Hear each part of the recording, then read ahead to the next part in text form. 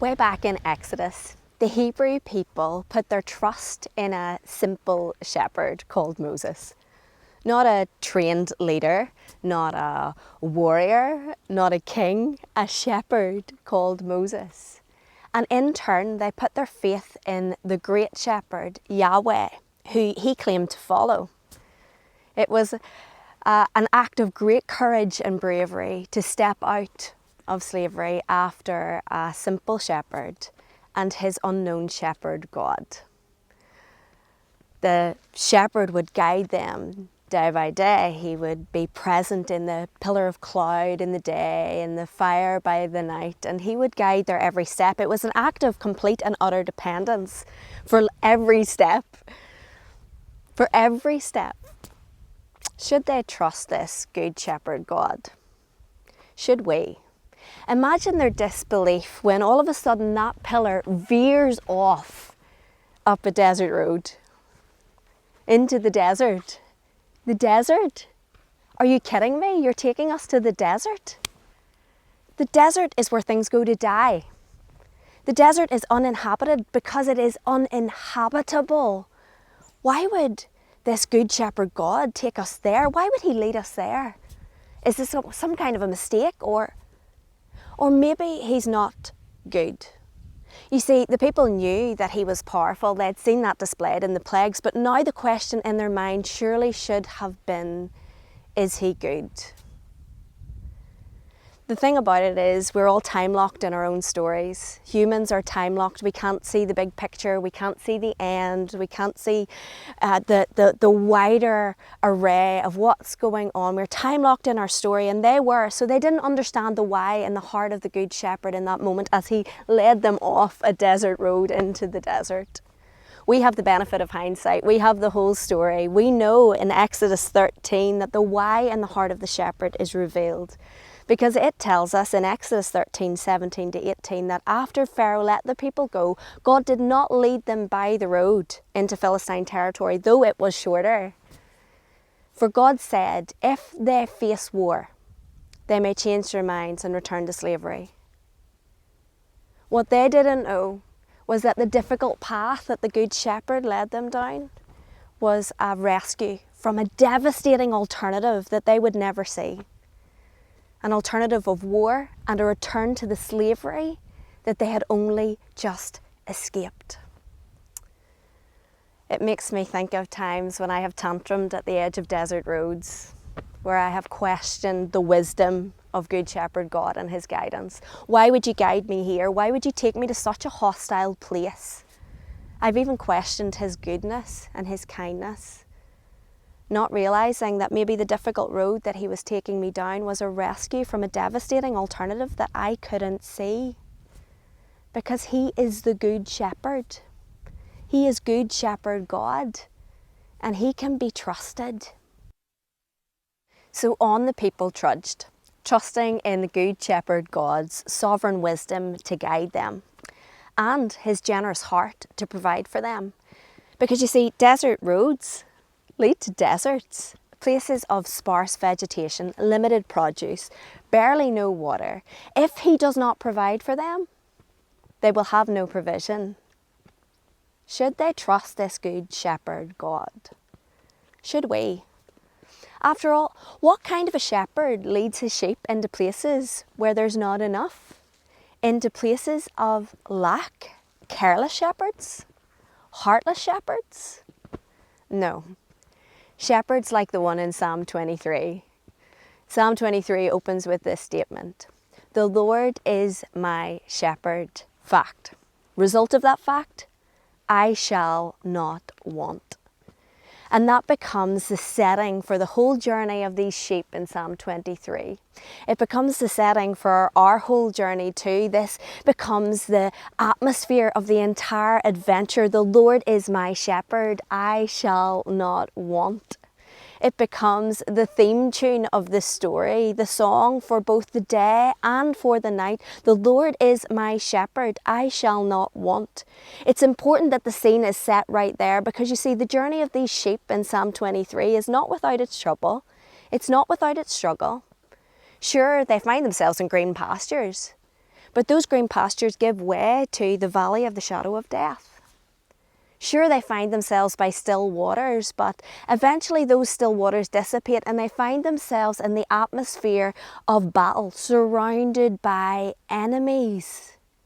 But it's important in those moments, as the enemies surround the sheep, to watch for the Good Shepherd. What is he doing in that moment? Well, Psalm 23:5 tells us. It says that you prepare a table before me in the presence of my enemies. The Good Shepherd, in the middle of a battlefield, is setting the table. Who has the presence of mind, the composure to set the dinner table in the middle of battle, in the middle of war? Well, the Good Shepherd does.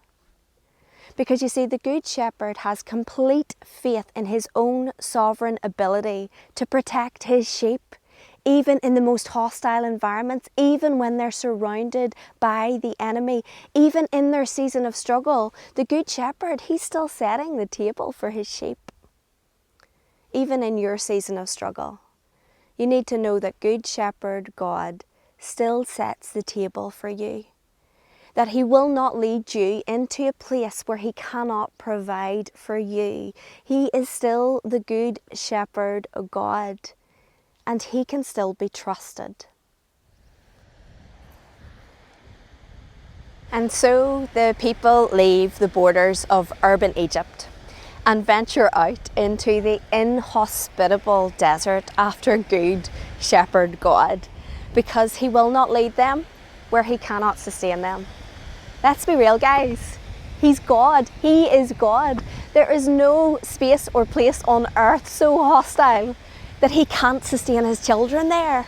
There's no place so hostile that the Good Shepherd, God, can't feed his sheep. And actually this hostility would be a gift to them, because it would be an exercise in complete dependence. Should they trust this Good Shepherd God? Would they trust this Good Shepherd God? And will we?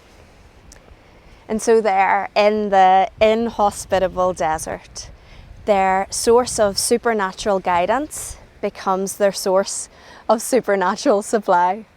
I want you to imagine it. The landscape that only moments earlier had been dry and barren, all of a sudden becomes covered with meat, like meat for miles. There, quail everywhere, twinkling in the twilight. And then the next morning, they wake and the sand has been swallowed up in divine sufficiency, white as snow, covered with manna, bread for miles. Enough, more than enough, more than enough. But even there, that divine supply would become a test of dependence. Would they trust this Good Shepherd God? Will we? Because you see, I want you to put your feet into their sandals. These people are now surrounded by supply, by meat, by bread, and of course, what they want to do is gather enough. Not just for that day, but for the future. They want to gather and gather and gather. They want to hoard all that they can to make sure that they don't just have enough for today, but they have enough for tomorrow and the next day and the rest of the week. Of course, that would be what we would do if we were in their sandals. And yet there comes this interesting command from God where he says, this Good Shepherd God says, you can only lift enough for 24 hours. Don't take more. And if you do, it'll just rot and wither anyway. But the people hoard, because that's what humans do. They hoard, they gather more than they need for their daily needs to be met. And they watch that supply that they gathered, more than they needed, they watch it rot and wither in front of them. Why this strange turn of events? Why would Good Shepherd God do this? I think it's because hoarding is a symptom of distrust in a Good Shepherd who meets our daily needs. Somewhere beneath that behaviour, there's this whisper that says, I know the Good Shepherd provided for me yesterday, but what if he doesn't provide for me tomorrow? And can't you empathise with that? I can.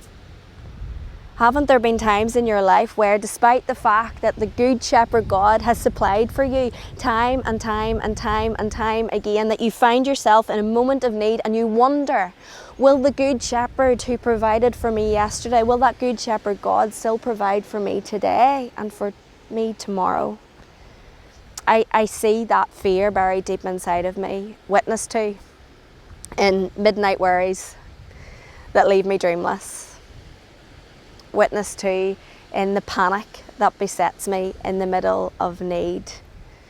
I see that fear buried deep within me. Can I trust this Good Shepherd God who provided for me yesterday, that he'll provide for me tomorrow too? Hoarding is a symptom of distrust, and I see that behaviour in me and all of the resources that I stockpile, that I should have shared, but I stockpile. It's a symptom of distrust. Hoarding is a symptom of distrust, and generosity, well, that is a symptom of love and trust. It's a statement of faith when we share what we have. It's a statement that says, I know my provider. I know that he's a source that doesn't run dry. I know that he's good. I know that if I give away what I have today, that the Good Shepherd will still show up tomorrow and provide me with all of my needs. Generosity is a symptom of love and trust, but hoarding, that's a symptom of distrust.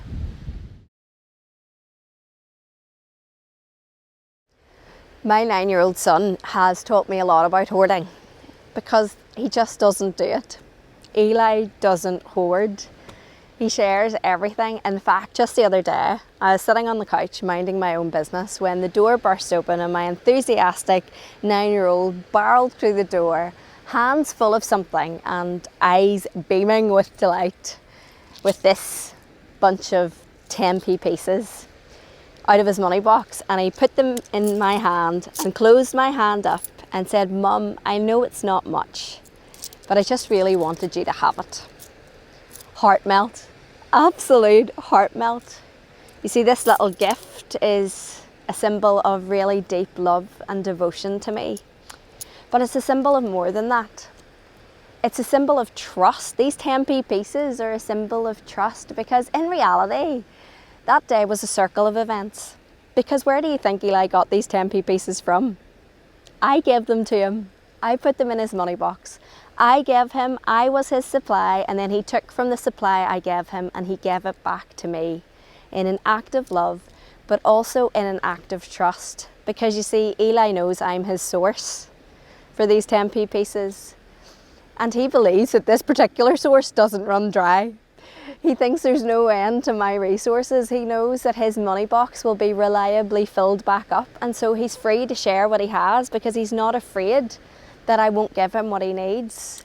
It was a symbol of real trust, and these 10p pieces, they become a symbol that this particular little sheep really trusts his shepherd.